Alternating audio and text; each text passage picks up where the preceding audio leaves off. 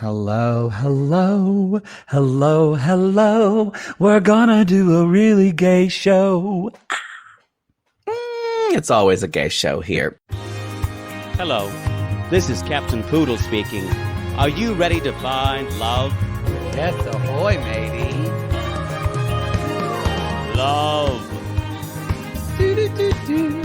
Exciting and new. Go online. They're catfishing you. Shocker. Fiancé. Soon you'll be flying to parts unknown. 90-day fiancé. Marrying someone you only met on your phone. Be they French or Chinese, a brand new K1 visa's the key. Ooh, the key to what, Poodle? To love. It's 90-day gate. Let's love.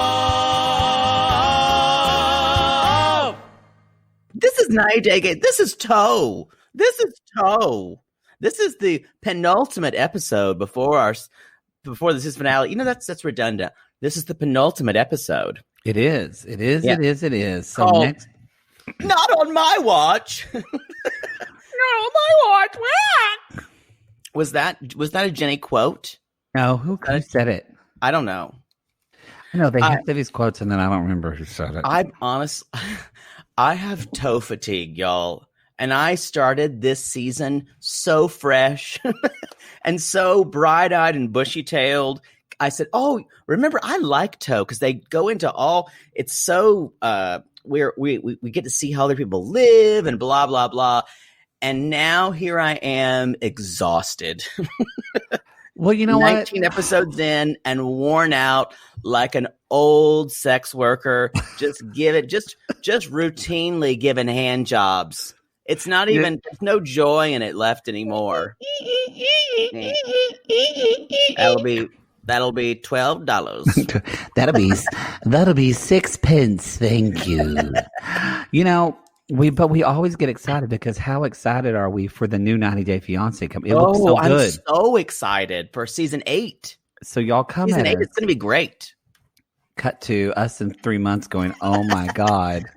Or by episode 4 where I'm going, oh, I hate everyone. You know, I actually don't dislike this. I understand. I know what you're saying. Yeah. I will say, you know who I'm actually not the people that are the divisive, not the people that are not pro Ari, not Ari and Biniam. It's not Brittany and Yazan. No. It's actually the people like, I'm done with Jenny Sumit's storyline. I'm done with Deavan and Jihoon's. I'm kind of done. I'm done with the people that were on before. I just wish I wish this was a whole clean slate of new people. You mean Cheese Stick and Melissa are keeping you alive? That one is boring. That storyline is dead. But I'm actually I'm interested in the gays. I'm interested in Brittany Yazan, and I'm not. I think it's just a fucking train wreck. It's a train wreck, but there's something something weirdly satisfying about fucking her head in the out. ground Brittany finding out that this little game she played is actually about someone's life and she can't overcome the fucking culture. I agree with that. I just wish we had a better hero for that story. She's just such a bad example. Angela now. Her best friend Angela. I love her. Oh. For a minute I went, Angela? Angela? But I'm saying I wish we had it's a shame that we have our kind of Angela. Now I'm saying Angela. Brittany is probably one of our first women of color to be Americans on the show. You're not the fiancés who are from foreign countries. And it's a shame she has to be such a mess. It's true. And but so you know, it's a terrible representation. But you know what? She's an American. She's not a representation. She's just she's a more representation of American influencer American influencer and Dead culture. On. And I'm just saying that it's a shame that our first Black woman in a long time. Maybe there have been others. Well, Chantel, probably one of the latter ones. But come she on. did well. Yeah. Pedro is so hot. Well, he's so hot. And you can have your problems with her. She's kind of said ridiculous things. We haven't watched her season. I've just seen her in like the quarantine things, and she feels herself. You know, I at least from the little I've seen of her, I like her. It's her family I can't stand. Oh, her family is so. But I like her. She's is a little insufferable. confident, but you need to be confident when you're a Black woman in this world. And she's going. Yeah. But anyway, we'll see. I'm going to eat these words when we watch her these, and I'll say it's just a shame we have to carry this for Brittany. As the. Before we jump in, do we have any announcements or anything we need to talk about? I'm trying to think. Y'all, we were almost late for this show, or we are late starting this show, and it's my fault because I had one of those nights with my dad doing all these different things, and one of the reasons why I'm late because his friend called, and my dad's like, "Matt, come here," and his friend prayed for us, which was very sweet. Prayed over speakerphone. you. He prayed over you. Y'all, it was a Father We Just prayer, and it was 15 minutes long. Like at one point, my dad's just staring at the TV, looking at the muted football screen, and I'm literally just on. I'm not used to. I'm Catholic. We have You're very not used to Father Ouija's prayers. Unless it's a rosary, Catholics are in and out. You're not used to the oldest uncle who was a preacher or a informal preacher. Didn't have his doctorate of divinity. He just called himself a preacher. Mm-hmm. And when he would say the blessing, you're like, it was one of those things where you're like bowing your head and you're closing your eyes. And then at one point he's going on a minute. He's like, and Father, we pray for blah, blah, blah, and blah, blah, blah, and bless this food. And we're so happy that Father, we're so happy that blah, blah, blah is here. And then as a kid, you're like looking at him and go around saying, I just want to eat. And me, because I loved food as a child, would be picking off parts of my food and eating it during the blessing. And one time my mother saw me and slapped my hand, and I dropped my roll. And it made a sound during the blessing. As she should have. As she should have. And my mother said after the blessing, she's like, are you starving? Is that it? Oh. So embarrassing.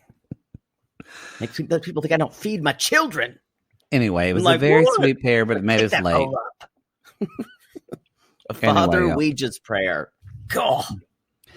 Anyway, y'all. So that's what we're doing. Okay, so announcements coming up. We still have the Bi-Curious coming up this week. Poodle and I are going to be together some this weekend. So we're going to be doing the Bi-Curious coming up. It'll probably drop Monday or Tuesday of next week. No. We'll still drop it on a Friday.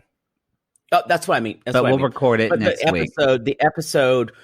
The Bi-Curious will be I Love a Mama's Boy, and it'll be this Sunday's episode. You know, yes. It came on tonight, but it'll be next week's episode. What's next Sunday's date? Is that the 22nd? So it'll be the episode that airs the 22nd of I Love a Mama's Boy on TLC, right after the Other Way finale. Is it their finale? Next week is the other. I just told you next week. No, I'm saying the Mama's Boy. No. Yeah. It's the finale of the finale. So we've got that coming up. We're going to be doing, y'all, because as you know, we just finished the finale of Love After Lockup, which was good. And we're going to be doing a crossover with Cray Cray regarding some of the characters from Life After Lockup that we don't know. So we're going to be doing that. That's going to drop on the Patreon, but that crossover is going to drop on the free feed as well. So if you're interested in checking that out or thinking, no, I wonder what Love After Lockup, go ahead. If you've never seen Love After Lockup, it is worth it. You do not get tired. We were sad to see those people go. I'll be honest. I thought it was just going to be garbage, like laugh at people television. No. It's compelling. Now, there's plenty to laugh at. Don't worry. Oh, yeah. There's plenty of cuckoo. There's a guy who's obsessed with Freddy Krueger who has got Freddy and got milk font on the back of his truck.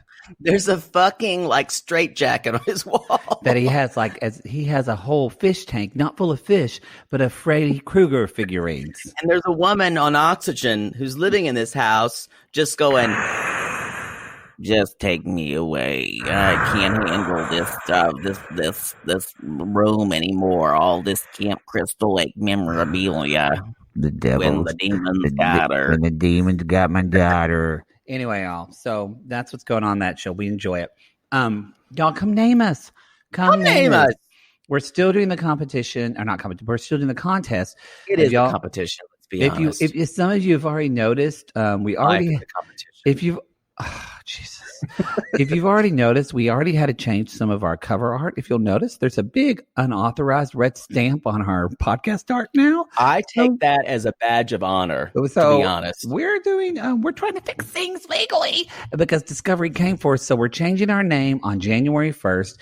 We are taking your submissions in the link below until December 4th. That's my mama's birthday. Oh, okay, great. She'll be 70. And so anyway, y'all, and if the person who wins, or if we choose your name, you get 2 tickets to a live show when the world opens again. And we'll fly you out there. Not your friend, but we'll fly you. Contiguous US. Maybe Toronto, maybe Vancouver. Depends on what coast. We've already been read by Canadian sissies who say, I live in Edmonton and it's quite a large city. I'm like, nope, sounds like your city is a big snow bump to me. I'm sure it's lovely. If you've got a bunch of layers and not a direct flight to Dallas, ain't happening. Ain't happening. Ain't happening. We can't afford that. So anyway, y'all, that is what's going on. I think do we have any other announcements? I think that's it. We're doing Plathville on our Patreon. You guys are loving Plathville. If you haven't checked out Plathville, we just had someone in our Sissy Squad say, yeah, I thought that was very like Duggar, multiple families. It would be the same drama. It ain't. It's not. This is like existential shit, y'all. Mm-hmm. This show has probably brought up more issues about like how you think about life, how you think about religion, and how you disseminate yourself from your parents than I've seen in a show in a really long time. Unlike Southern Charm, which is complete reality trash, but we love it. So come to the Sweet Tea episode as well. So we're having fun though. We're having fun on that. Actually, it's good now that they're starting to talk about culture and race in Charleston. It's good. I forgot to do one of my letters from the war. I'll need to do one of those. Y'all come at Poodle. I've done 3 cameos so far. And that I knew that Scarlett O'Hara wig would pay off someday. And I told someone to eat shit and die. You told them to eat shit and die? Yeah, because I wrote it to her. You know, they could take it. Oh, Jesus. And I stubbed my toe today, and it is purple. Just so you can know what I'm living with. Because you've got your dad, and I've got my toe. Yeah, yes, sure. As my dad's laxatives finally kicked in after 4 days, and it was like a scene from Dumb and Dumber. Anyway, y'all send some prayers out for my stubbed toe. I hope it's not broken. It's just purple right now. Anyway, I think that's it. Let's jump into this. Let's jump in. We do have another announcement, y'all. It's finally happened. Some things have got in the works, and I can say with full confidence 2 things. First of all of our merch is, I didn't know this, I went to our website today. All of our merch is on sale, y'all. Like shirts are like $13. Shit's on sale. So get your merch. You just said shit's on sale. We did. And secondly, I'm going to say this because I'm going to give you a deadline. Y'all, by Thanksgiving, the Poodle Home Collection will be launched. Yeah, I was coming up with stuff today, and we got art. Did you hear me? By Thanksgiving. Why don't we say this can't be a musical episode, Poodle? People are ready. Are we ready for Black Friday for Thanksgiving? Yeah. Okay. I think that's a great deadline. I love a deadline. That's like when I tell a guy fucking me, we have to be done by 3 because I have a student. You really do need a deadline. I love a deadline. I live on a deadline, y'all. If you don't give him a deadline, he'll feel like it never needs to be done. It's just the way I live. Maybe I should say that. Maybe I should say like the musical episode should be done by Valentine's Day of next year. We should schedule that now. Let's just say it's a love letter to our family. The other way. Let's talk about the other way. All right. Let's talk about toe. We do have one more announcement, y'all. I'm so sorry. God, We're gonna put this in the show notes, but we don't know who this sissy is. I don't want to know who it is. I don't want to know. I don't want to know either. Don't tell us who it is, y'all. Someone created a Twitter account for Carl's wife, called The Real Carl's Wife. I think he or she or they just changed the thing today, and they are going by a different name now. They are. Well, the Twitter account is at Carls_real. So CARLS_real. Okay. And it's a question mark, and it says The Real's Carl White. Her latest tweet says, virus protection card? Even I think it's bunk. Probably. And then her text under that says, listening to the free feed and I can't find the Plathville episode. Carl. Oh, that stupid bitch. Carl's wife, go over to your Patreon. You know what? She doesn't know Patreon. She doesn't understand Patreon. God bless her. Just ask Shooter to come sit on your lap and you can pet him and calm down. Anyway, y'all. So follow Carl's wife and don't tell us who it is. All right, let's talk about this. I don't want to know.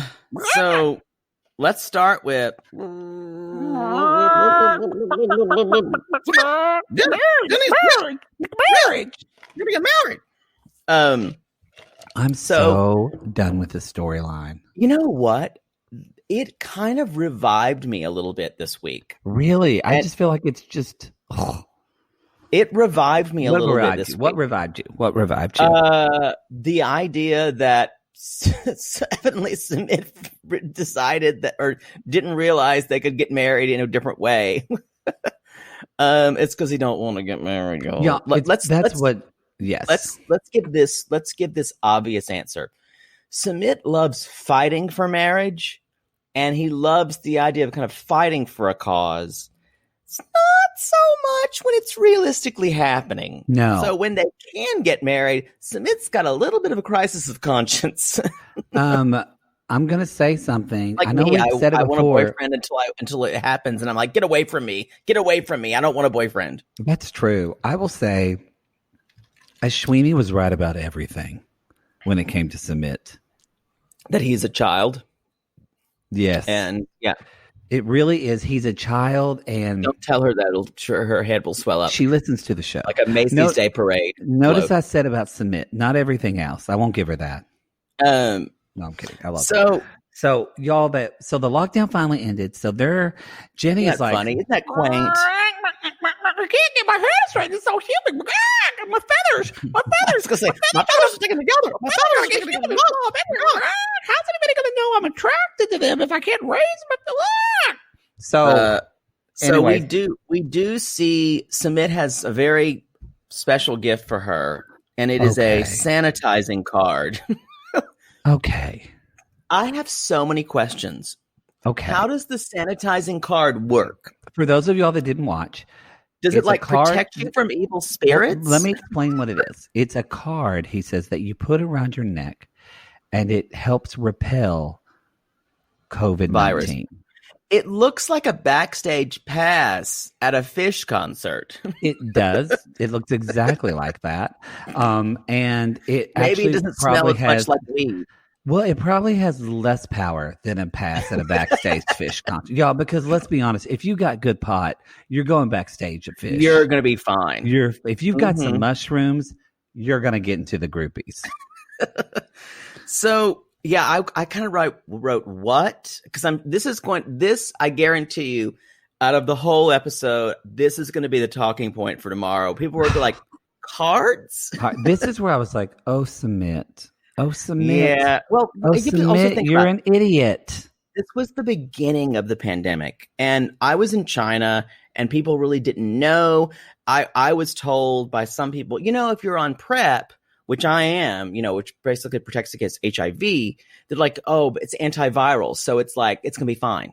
Just keep taking your antivirals, and they still don't know if it's like somewhat effective. But like, I was told that, and I was told that you couldn't get it from touching something, or you could get it from touching something. Now we know a little bit more, but here's the harsh reality, y'all. We don't still know a ton, even though we have a vaccine.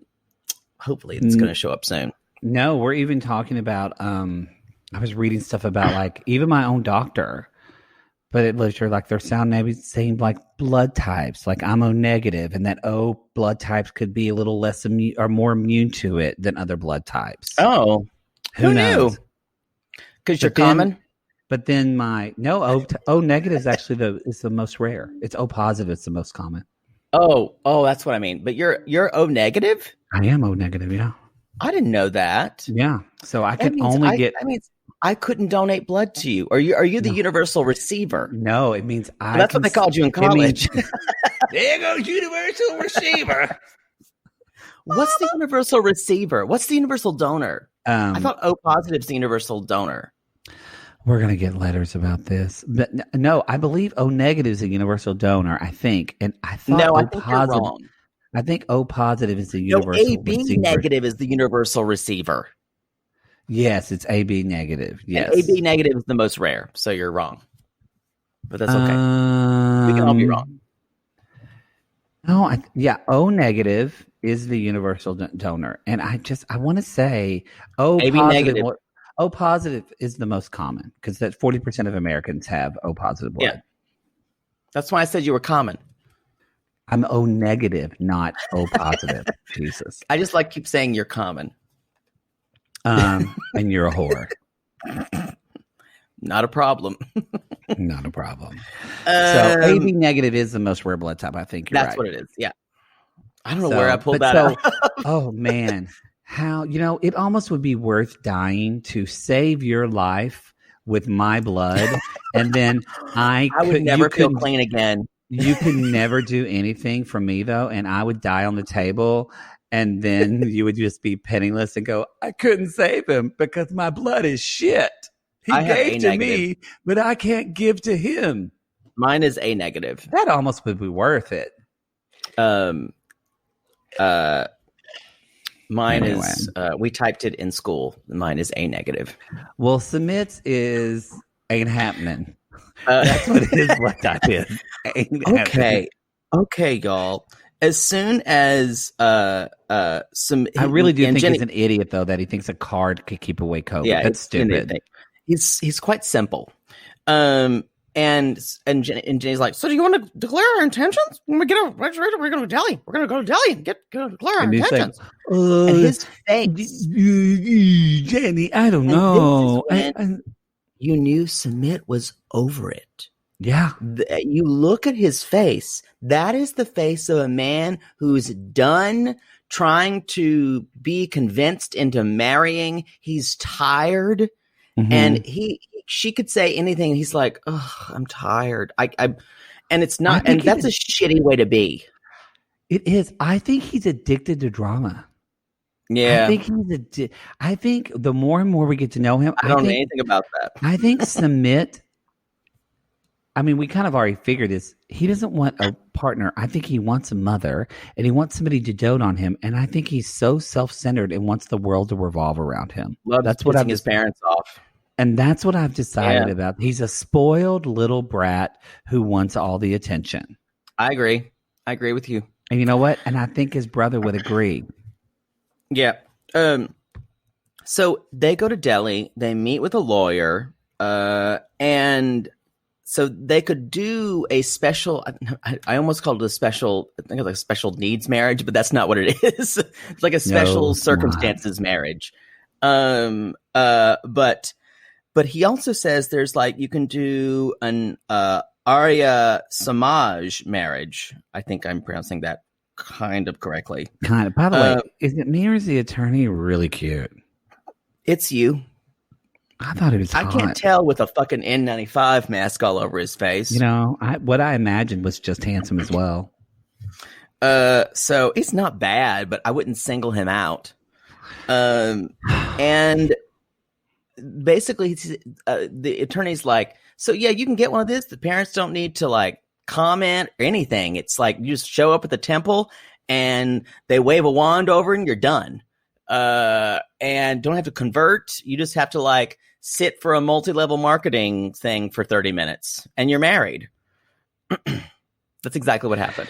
And then that's exactly what happened. And this is already after y'all. Before, Jenny was kind of like, when they went to Delhi, she's like, well, we could just do the ceremony, the ring ceremony there. And that's when Sumit was like, and then he says in the confessional, just so we know going into this, he says, sometimes I feel pressure like I have to marry Jenny. And I'm like, you do. Are you fucking kidding me? That's been the whole point of this, you asshat. Like, literally, you've been fighting her along for like 7 years, saying you want to fucking marry her. That's the whole fucking point, you son of a bitch.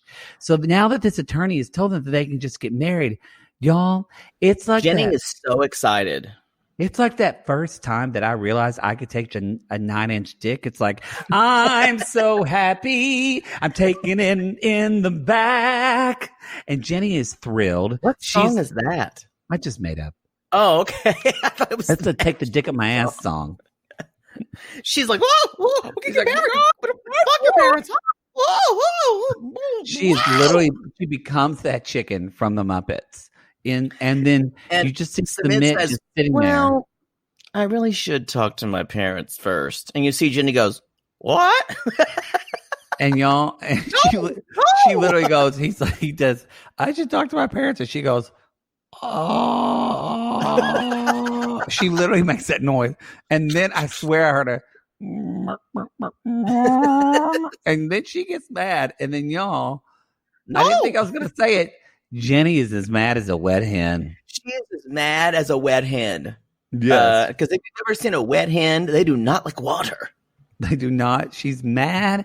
And she's like, because she says, if I would have known we had different choices. And because the lawyer says, legally, your parents cannot object. And when he says object, and Jenny's like, let's get married today. And so Sumit throws this, I need to tell my... I need to let my parents stop me. Yeah. And he's like, and he just says, Jenny's like, well, we can get married anytime. And she's like, I just don't understand why he wants to stall the marriage. Honey, we do. Everybody else does. He's afraid of commitment. And if he marries you, the fairy tale ends. The fairy tale that he is your knight and that he is going to spurn his mother and father and his culture for you.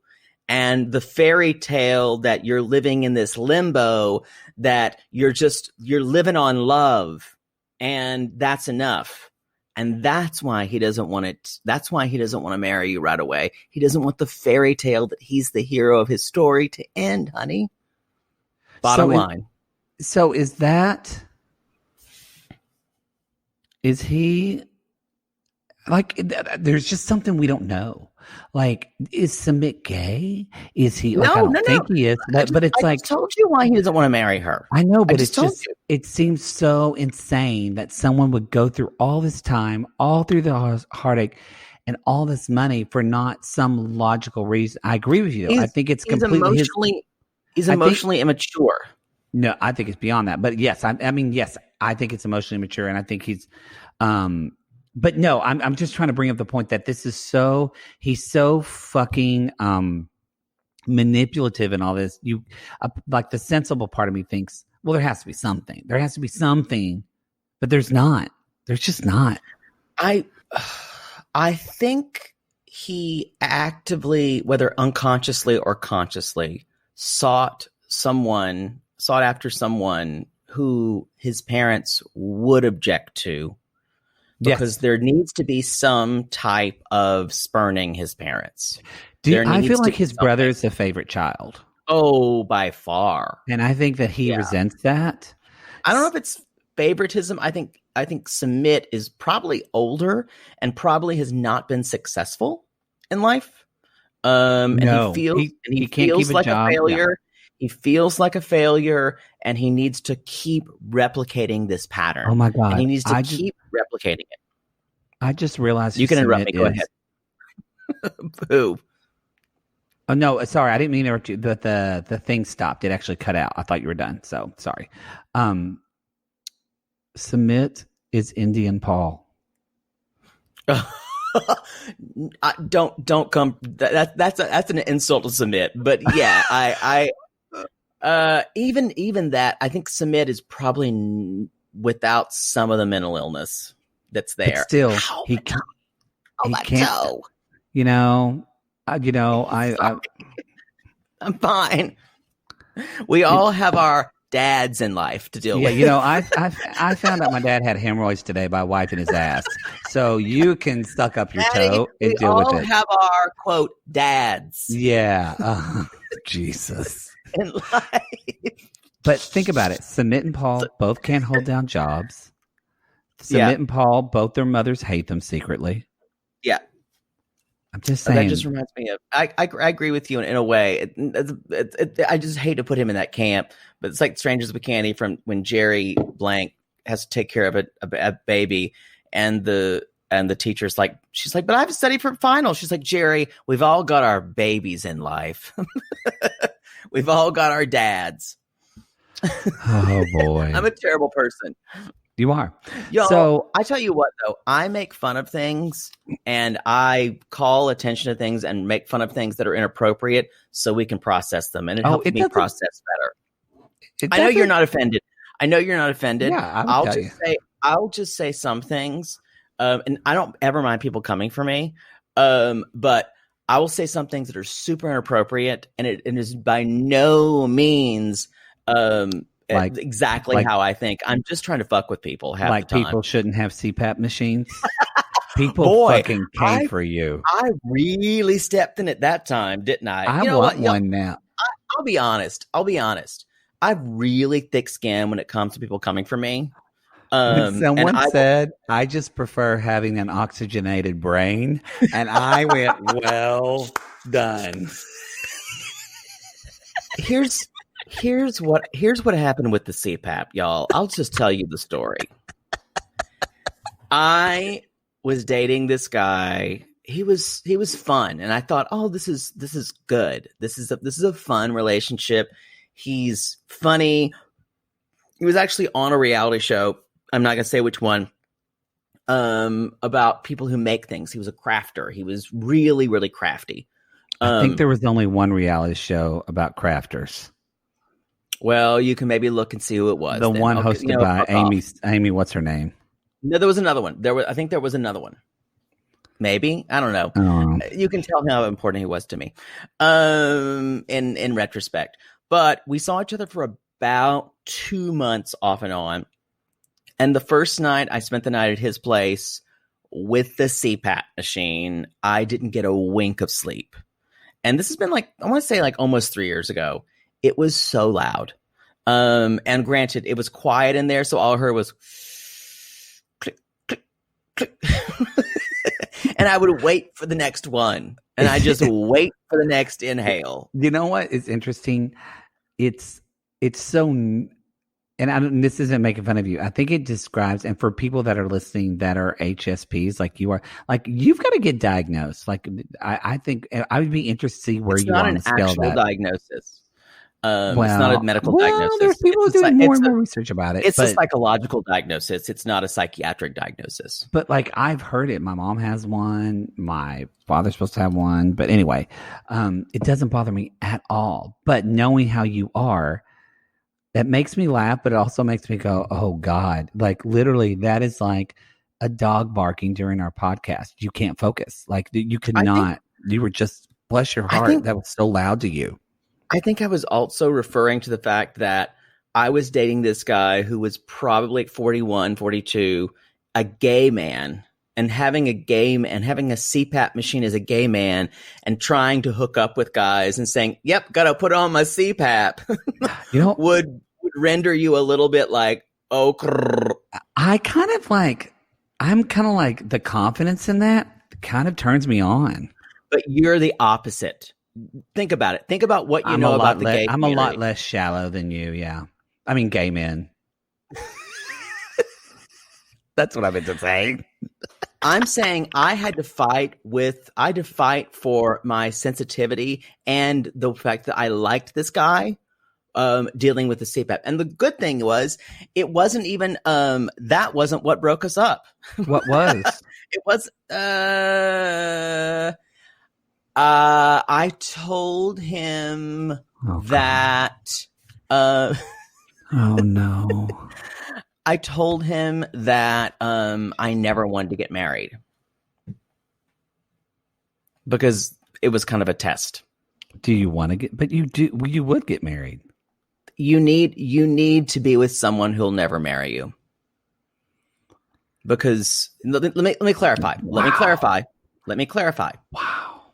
Because if someone's deal breaker is they'll never get married, you need let them go. Let them go. Oh, this is going to be more letters than the CPAP machine ever brought.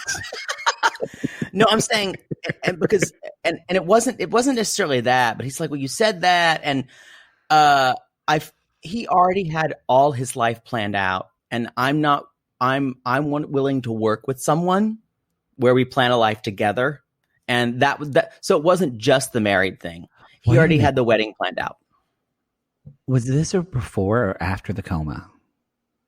After. I bet you a CPAP machine triggers PTSD for you. Maybe.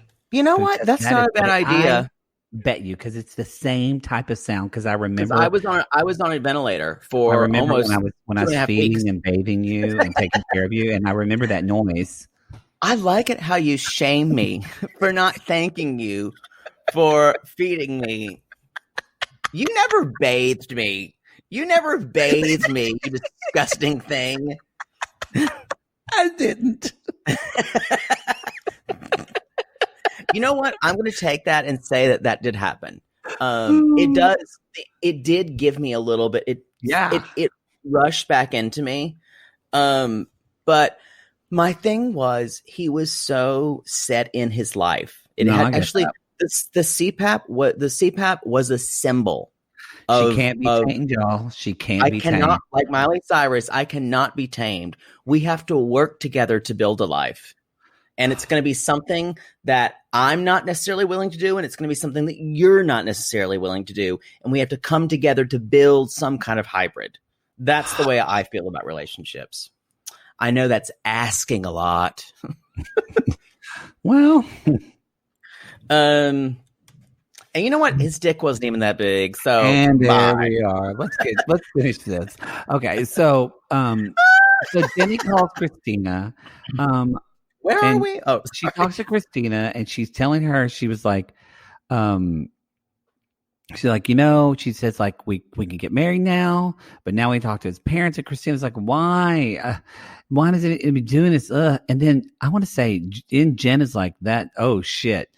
Can I just say, Jen is like, I'm attracted to Jen. Jen is like boy band hot. Oh, I totally agree. Whether you're gay, straight, bi, or everything in between, you want to bang Jen. Jen is hot. I agree. Yeah, I just want to say There's that. something about her. It's like you just want to stare into her eyes and have you like finger bang her. Ladies, fellas, people, come at us. Let us know. Now, I do want to point out that Jenny is wearing a shirt that says "Leave a little sparkle wherever you go." Oh, Jenny. Which sounds like a piece of word art. Poodle Home Collection coming soon. The slogan is "Word art that comes for you." Coming Black Friday. I'm putting in the deadlines on Black It's going to be Friday. pillows. It's going to be T-shirts. It's going to be wall hangings. And part of the Poodle Home Collection we will have a shirt that says "Live, Laugh, Lube." It will be coming. You asked for it, and you know what? We'll even let you put it on a baby onesie. We don't care. You can put it on your cat, like Sabrina did. Whatever you want to do. On a dick pig onesie that she put her cat in, and I find it completely hysterical and wrong. But she does say my cat is a dick pig, so who am I to judge the sex positivity of your cat? Oh God. Okay, so anyway, nothing really comes out of this. So Jenny's thinking, okay, we gotta talk to his parents. And then Sumit comes up again and says, hey, I think we should also talk to my brother and his wife. He's coming over now. And she's like, what? And this is where it does break my heart, because Jenny's like, this just doesn't make sense to me. I don't want to deal with all of this. Why is this happening? And this is kind of what I think why I'm over it is this is like the 5th time we've seen this pattern where Sumit throws something on her. Rational Jenny goes, this doesn't make sense. This is not what normal people do. And then she talks herself into it and then defends Sumit. I think I saw this as a kind of a different generational thing, or not generational, a different kind of incident, because what basically happened is the brother and the wife come over. The new wife, she's very recent. She's just out of the store, and she says, she and they're talking about they got married during COVID, and Jenny's like, "Were you scared getting married in COVID?" And they're like, "Well, anyway." So they and Jenny says, "We're planning to get married," and their eyes go, no. So that's when I put in my notes, like, is his family just like, or is this an Indian culture? Indian sissies come at us. Is Indian culture like, I can't think of the right words, and I know you will. So almost like a slow to process. No good with words. No good with words. Are they slow to process or slow? Because look, this is not new information. Not even to Sumit's brother. His brother knows Sumit is quote unquote serious about Jenny, that he wants to marry Jenny. He's told his brother all of this. I'll tell you so the why. way the They're reaction married was, tomorrow. That's why. but still the reaction is just kind of like, I can't believe it. And I'm like, you guys, Because they never it's been thought 2 they would. fucking years. Like, Because here's the thing. get on board. You don't do it without your parents saying yes. It's just unheard of. Or you never talk to your parents again, like his brother says. He's like, brother, you will never have a connection. If you marry her, you will never have a connection to our parents again. I will support you in this. I approve. They will never approve this. It doesn't matter. That's when Jenny gets, but he also says, be prepared for the consequences if you do this. And Jenny gets really upset. And this is what loses me. It's not Sumit at all. It's Jenny. And Jenny says, I'm sorry. I'm this age. I'm sorry. I'm this. We are each other's favorite person. This is a fact. God damn it. I love him. He is my life and I choose you. And I rarely see that kind of outpouring from anybody. That's why it hooked me. And it was Jenny standing up for Sumit in a different way than I'd seen before. And I did get teary, I will be honest. But to see someone feel this much. This was like Emily's monologue in Our Town. It was like the fucking moment of the show where everybody just goes, "Ooh." Not as well written, but yes, I agree with you, and definitely not as well acted as it could have been. It was though, and it was delivered by a chicken. That is one thing that is different. But the desperation in this, the people really and when understand their lives as they live them. And she finally kind of said, she's like, she was just crying and saying, I'm sorry I'm this age. I'm sorry, but this is my life.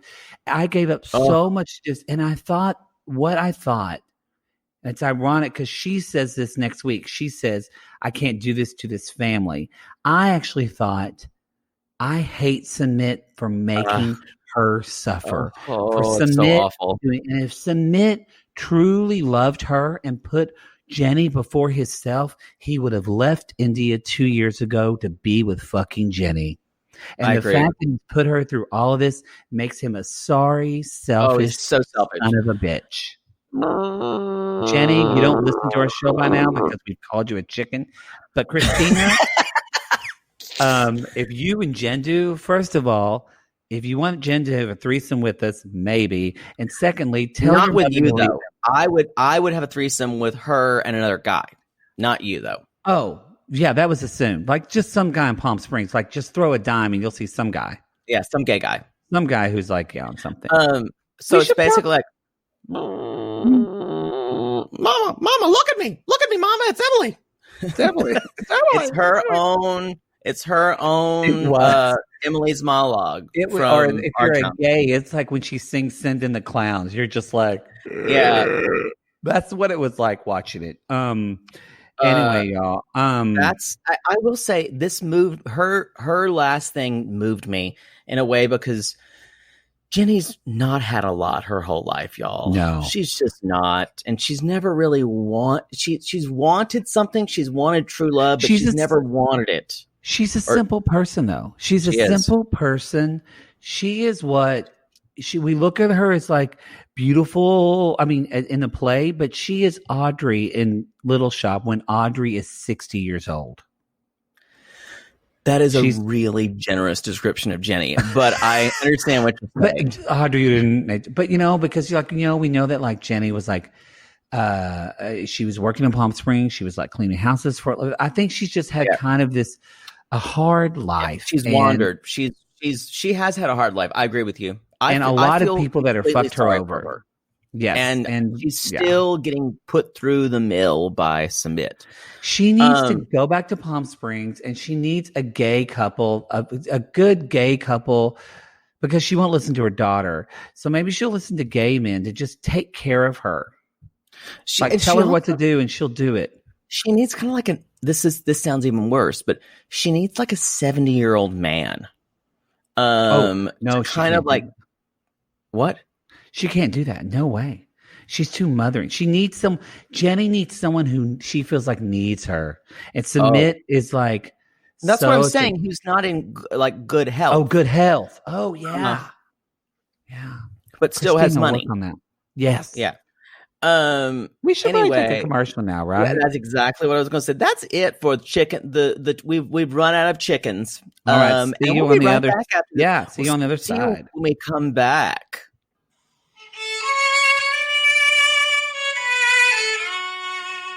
Dear mother and father, I am so glad to have you here with me in Ethiopia.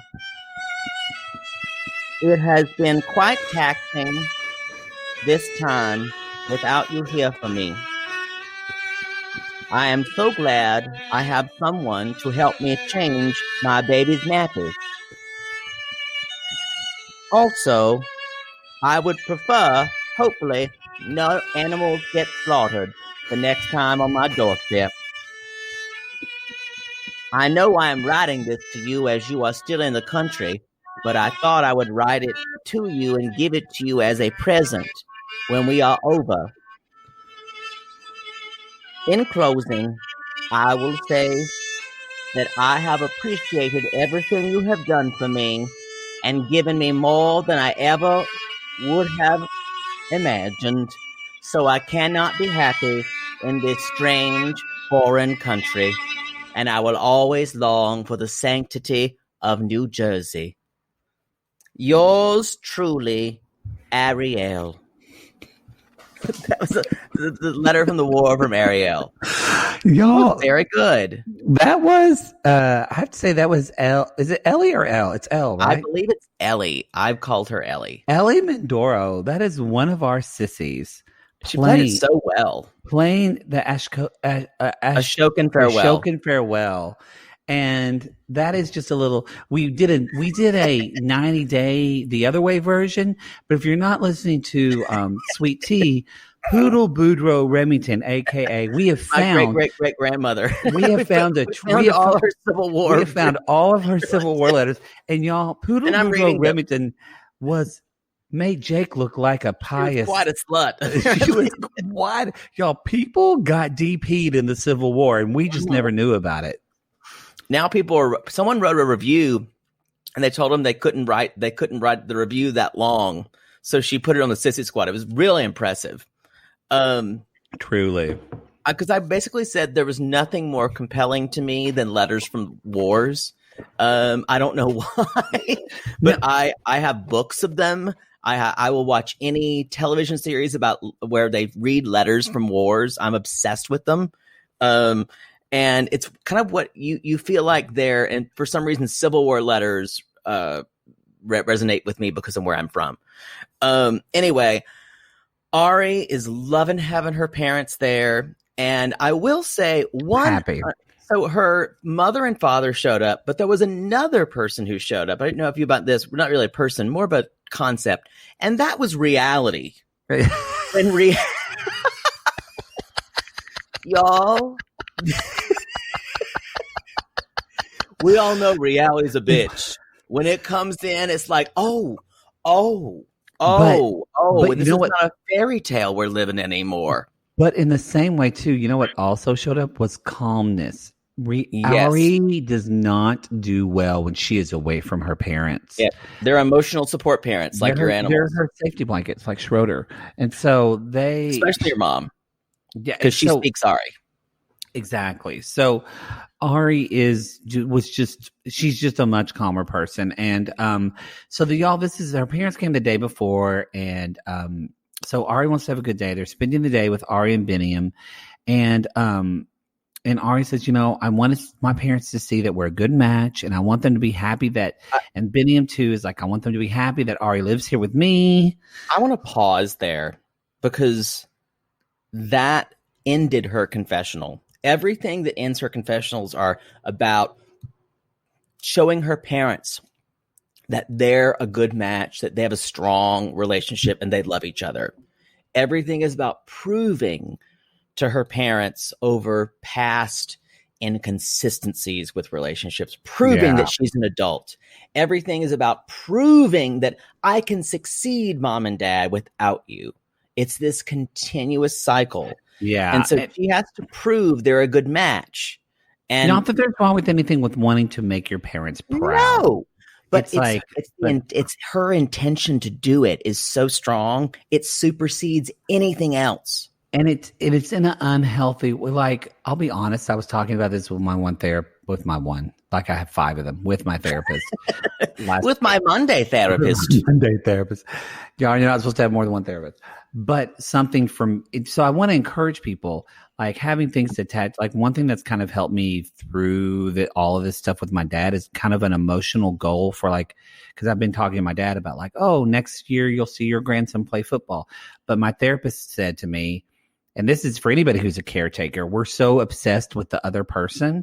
And so Ari's obsessed with her parents so much and their ideas and their beliefs. So for Ari, I would want to say kind of what my therapist said to me. He was like, but what's your goal? What is your goal in this caretaking process?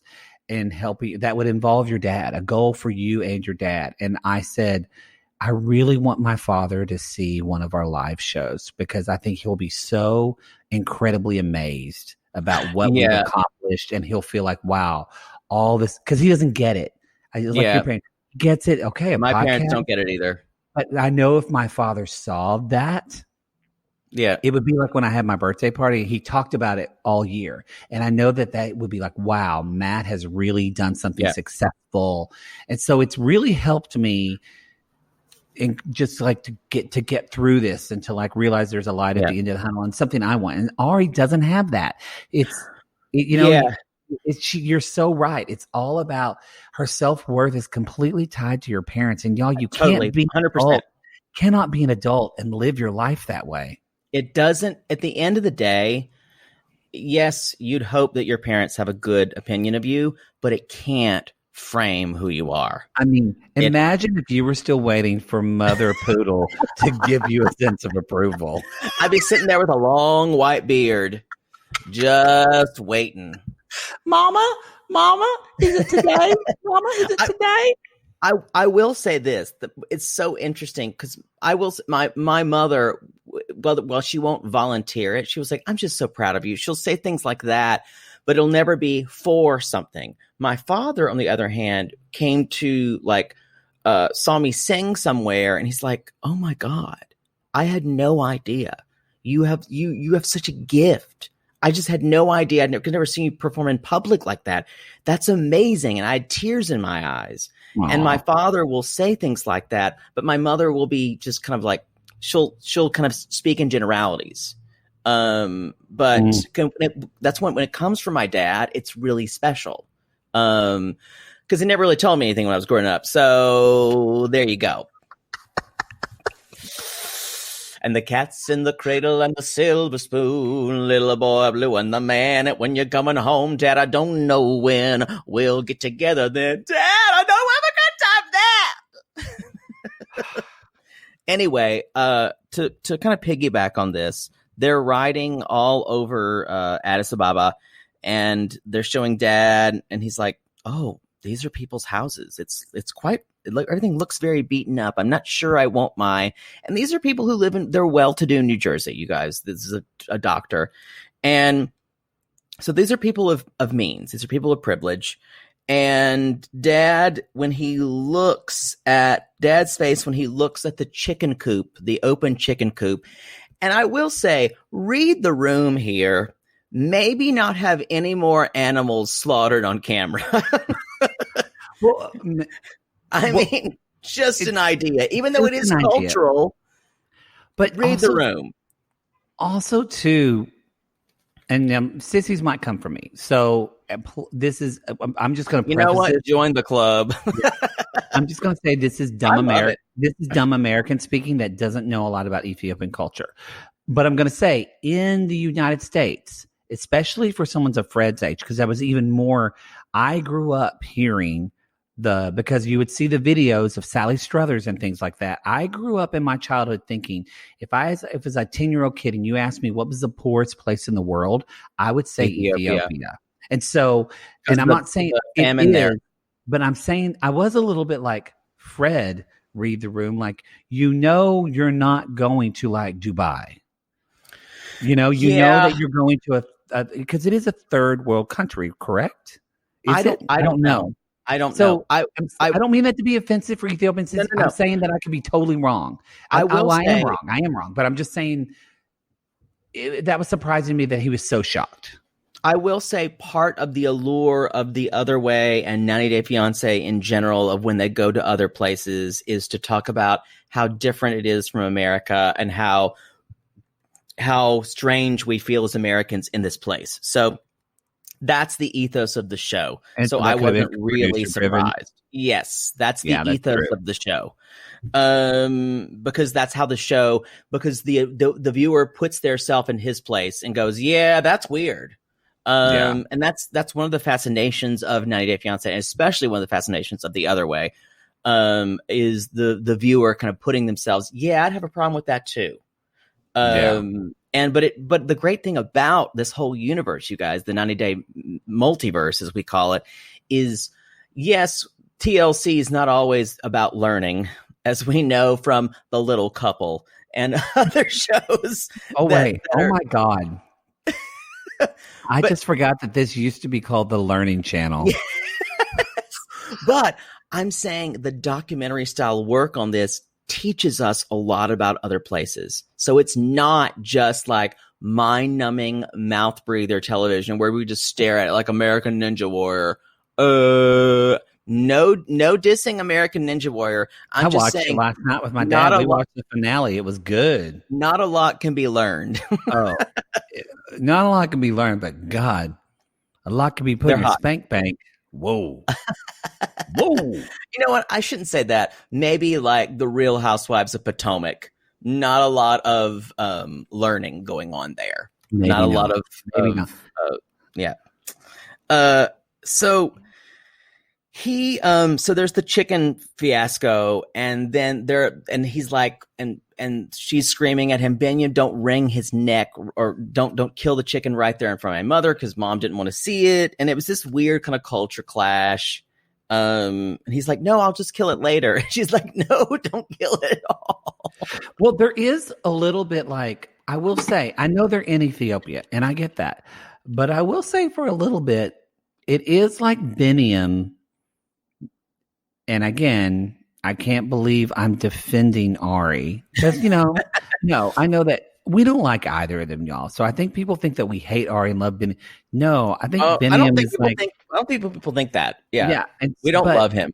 We don't love him. But I will say it's apparent in seeing how he behaves with her. There's a difference of showing somebody your culture. And it kind of hit me, though, this episode of like, oh, Ari said to him, she's like, you need to acknowledge that I am an American, though, coming from an American perspective. And he really doesn't. He kind of is kind of like, well, you moved here and you have to accept everything here. But can't he accept that she moved there, but she is an American living in Ethiopia. It's a difference than He basically says he's talking about things that are in my culture. And she's like, I just want him to respect my culture, that I'm not used to this. All kinds of stuff. And she's like, it's just not what we do. And I'm American and I don't want to do that. And I feel like if Ari was male and if Ari was cheese stick and said things like, I'm American and I don't want to do that, we would call him a fucking troglodyte. maybe. But also too, I'm- if he was male and said he didn't want to do that, would Biniam listen to her and not do it? No, I agree. Biniam, maybe it's cultural, maybe it's just he doesn't listen.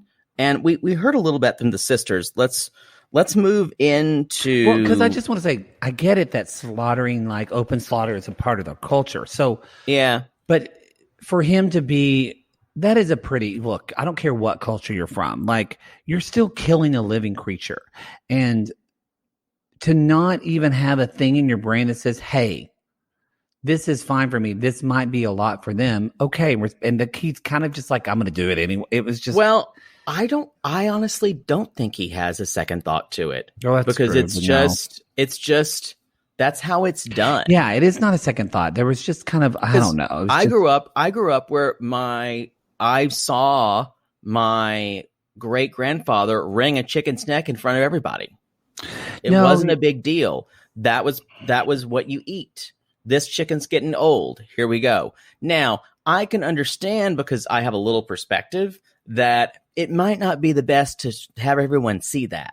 The thing that Janice is really great at, though, that Ari is not, is that they're kind of like, no. She's like, no, and Ari's starting to get riled. And y'all, you see what Janice has done all of Ari's life of just misdirect. Because she just jumped in and said, let's Queen of misdirection. Let's try something different. I love that. That's what I needed Janice for my life. We all kind of needed Janice for our lives. Y'all, She's the best mom. Janice y'all. can make Angela and Michael get along. I agree. I believe it. So we move in. They are the next day. They show up at their apartment, and Ari is freaked out. She's like, "I know my parents aren't gonna really like my apartment." And they've got a toilet seat ready for the parents. They've got everything, and basically, mom is like, yeah, all these gifts we have for you, they're not even going to fit in here. Yeah, you know, the way they shot the privilege. It is. The way they shot the apartment, it did look bigger than it is. Like, we did not realize that the only refrigerator they have is like a little college mini fridge. Which, you know, when you're living at home with a baby, if you're trying to store like breast milk, and I know that's a privilege. But I know that's a privilege that you can even do all that and have a breast pump. Yeah, there's but people, but from a New Jersey privilege perspective, that is the culture. That's what. Yeah, like to me, that if I had a kid, that's not an option for me not to have a freezer to do whatever. So Janice did a really good job. She even said, "I'm not trying to be too insulting, but I think it's time she said, move on to a better place. You need a bigger place." Just point blank. And I'm sure that Ari, and this is the thing. Ari did this when Janice came the first time. Ari lets her mom do all the heavy artillery. She lets her mom and her dad do all of that. She really, and it makes me want to scream. It's a way in that like Ari was less upsetting this episode because she wasn't talking as much. She never spoke. But it is this way that she just gives up and lets her parents, not even gives up, she lets her parents parent her, which has been, I'll probably it's the height of privilege. It really is. It really is the height of privilege. And again, I just think that, yes, Ari has been going through a lot and she could be dealing with privilege, but she could be all of this kind of stuff. She is, yeah. But I will say she was sure felt a lot better when her parents are back in town. A lot better. She was pretty sure of herself. You could tell. Suddenly she's much sure of herself. Cracking one-liners. Felt much better because basically her mom was here to take care of everything for her. Yeah, people were on her side, as she said. Yeah, and now you do feel for her that with her mom being there, I did really kind of have this realization of, oh man, fuck. Ari really has had nobody to talk to about any of this. Like she's had, but none of Biniam's friends or family have really been on her side or even really care about her side. They all kind of just tell her she's wrong for feeling that way. So yeah, I hate they want her to be an Ethiopian woman. Yeah, and that's what I'm saying not about they they aren't, I don't think, empathetic to the fact that she's an American woman trying to live in Ethiopia. They're just saying be Ethiopian. I totally agree, and I just feel that there's no compromise in between these two. Mm-hmm. There's no compromise Exactly in between cultural idioms and it's like when they told Binyam, Ari says that you're just going out all the time saying, I gotta leave, blah, blah, blah. And she's like, you have to tell me everything. And that's where, so it's not as if she's trying to be reasonable and saying, no, I just need to know. She's like, I need to know everything at all times. And Binyam's like, well, that's just not how we are here.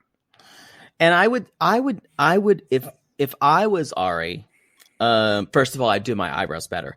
But True. If I was Ari, I would say, let's start out with baby steps. Let's start out with me saying, I'm going to be okay with you not texting me back when I text you at 11:30 when you're playing ass drums at work.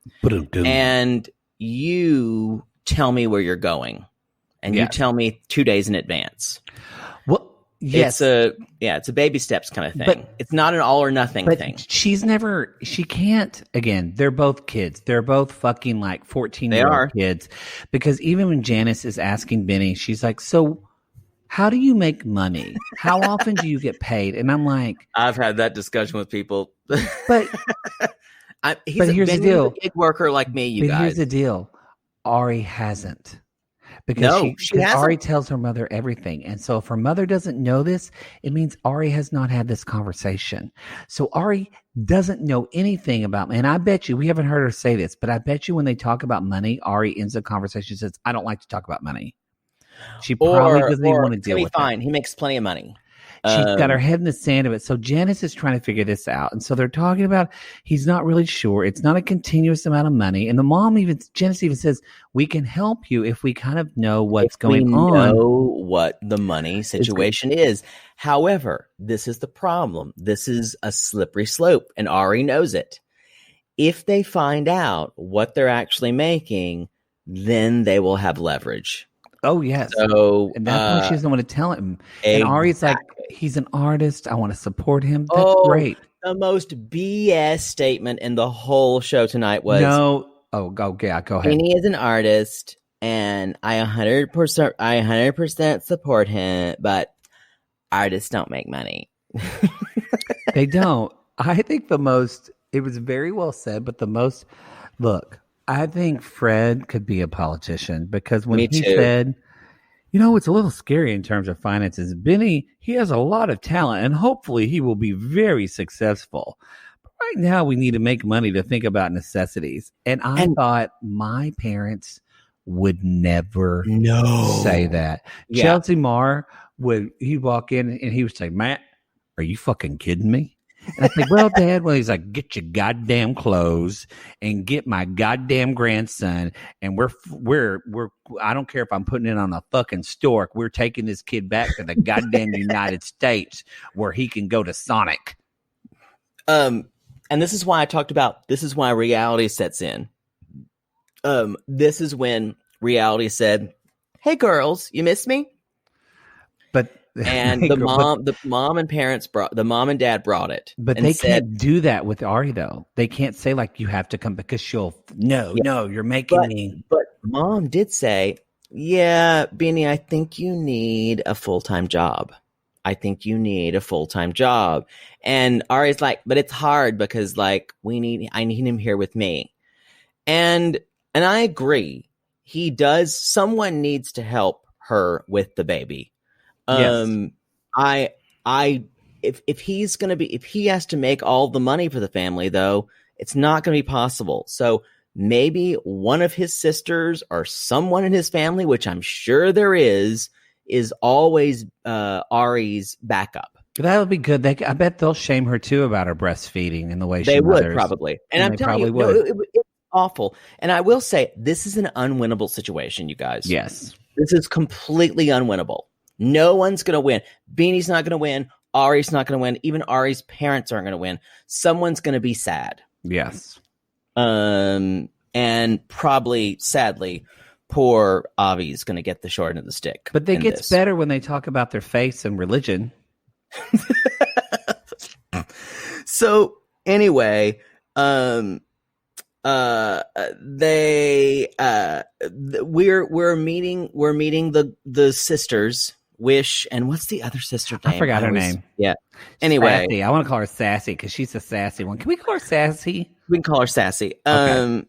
And Mom, always the slight instigator, even though she's trying to mean well. No, but she's instigating to show Ari that she can't live there. That's why. I know Janice's plan, and Janice is playing a long game, y'all. Oh, I'm Janice. just gonna say she's playing she knew from the day, not even before she got in Ethiopia. She knew when Ari said, "I am moving."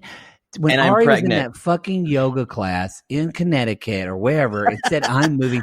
Janice told Fred, she's like, "Fred, be sure to pull some money out of the 401k. We're going to need to go get our daughter in about 8 months. We're going to need to go get our daughter. And trust me, I've got it handled in the nicest way possible. It's interesting. Janice is quite divisive as well. I'm a Janice fan. I love Janice. I love her. I actually think she's a very sensible, kind person. Yeah. And so anyway, they're meeting the sisters, and Janice is like, so talking to the sisters, how they doing? In other words, can you please evaluate this relationship? Yeah. And the sisters how are they like, do with the baby? They're trying. Oh. And then how are they doing with their communicating? She gets mad fast. You know what? Y'all don't ask either of these sisters unless you want to hear the reality, the truth. That's true. Because they're going to give it to you straight up. Now tell me, is it going to be you and me forever? No. And so then that's where Ari says, yeah, but I'm stuck at home and wondering what he's doing all day, and I'm not happy about it. And then Wish says, it's weird in our culture to yell at the man. And then Biniam says, well, she acts bossy.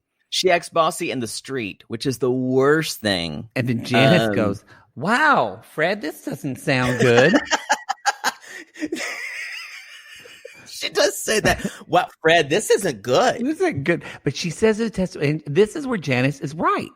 Janice says there's two sides. Ari does fly off the handle, but Ari does have a reason. It's like you said, she has a reason why she's upset, but instead of like looking at the reality of why she's upset, she takes that and runs with it and creates a problem even bigger. Yep. But Janice says, that's when we first hear y'all, the beginning. This isn't the type of culture that Ari will thrive in. I wrote that down too. Y'all, she's been laying the groundwork for all of this to take back. It's totally Sally Field without my daughter. She is. And the sisters are like, you have to calm down. And then they start talking about the baptism. And that's really when Ari Daddy Ari gets said, I was quite shocked. Yeah. And that's like when the sisters are like, well, the baby has to get baptized because they can't go to hell. And that's when Ari's like, don't fucking bring up this hell shit. I told you, if you bring up the hell shit, I'm leaving. And I will say there was one thing that I was, and it just shows how clueless she is about all of this.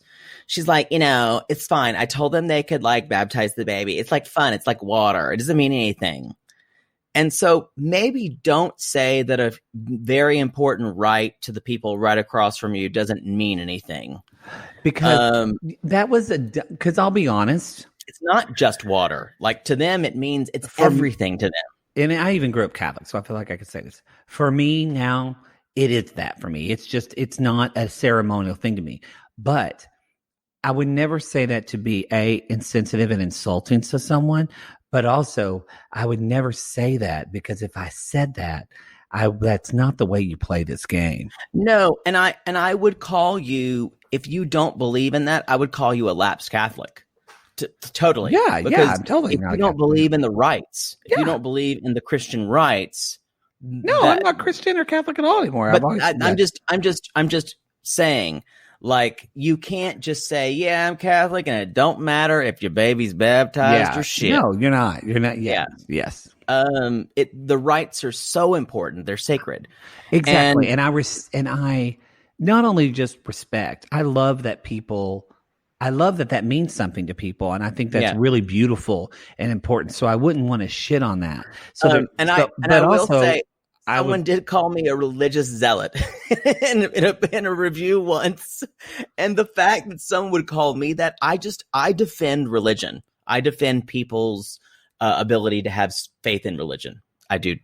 But I will say, but also from her strategery standpoint, that was really dumb for Ari to say that. I agree. Because that is just going to light that fire and just basically, and you basically just undermine their religion.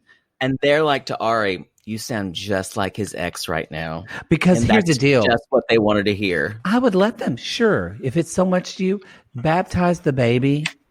You think this baby is going to grow up being your religion? Guess what? I'm his mother, and the baby's going to grow up and be whatever I want my baby to be. And that's what I would say in my head. You're gonna want to do what you want to do. I would. I agree. There's just a little bit left where Ari says to Binyam, "You're gonna let your sisters talk to me like that?" Yeah. In that last final kind of like hope of chivalry. And then that's where Ari said, "Okay, we have to prove them wrong. We have to prove them wrong." And Janet says, "Oh, I hated that." Let's hope.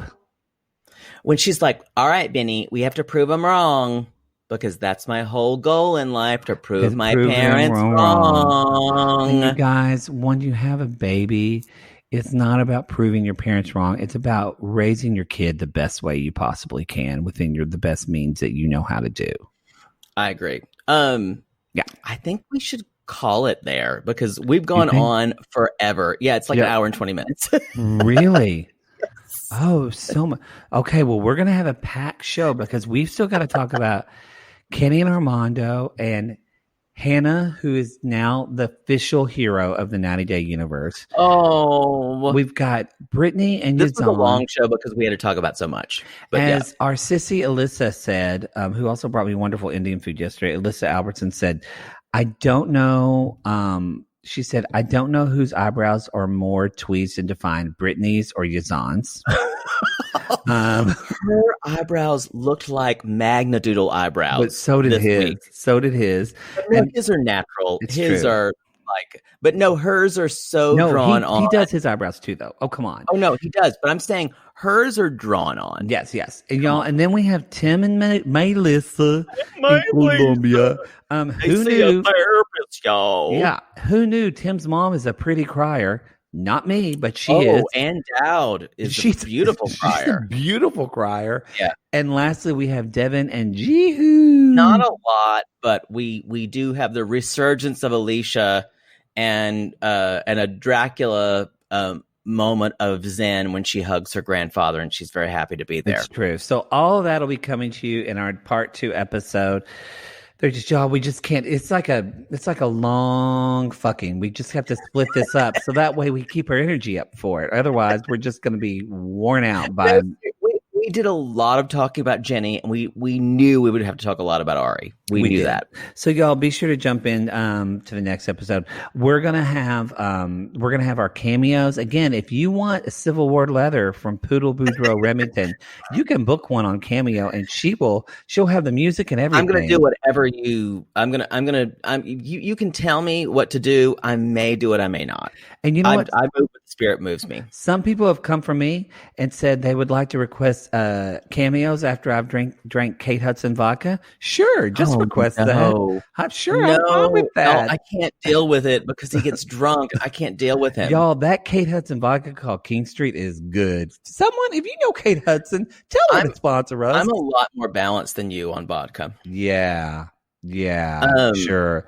So I can y'all just coming handle us on Cameo, all the show links are go to 90daygays.com for now. Until you come name us and help us name our show. Anything else, Poodle? I think that's it, right? I think that's it. Merch, get your merch at 90daygays.com and keep your head up for the Poodle Home Collection coming Black Friday. It's true. You guys, we call these people lonely hearts. Because Poodle, aren't we all just lonely hearts looking for love? Yes. And if you've decided there's nothing more in your life you'd rather see than someone to wring a chicken's neck. But don't wring my neck. Please. I was triggered by that moment. I was triggered. Smack, don't let him. And also, if you keep your jewelry on a clothes hanger, come at us. Call us. Call us. We are not changing the end of our show. Call us.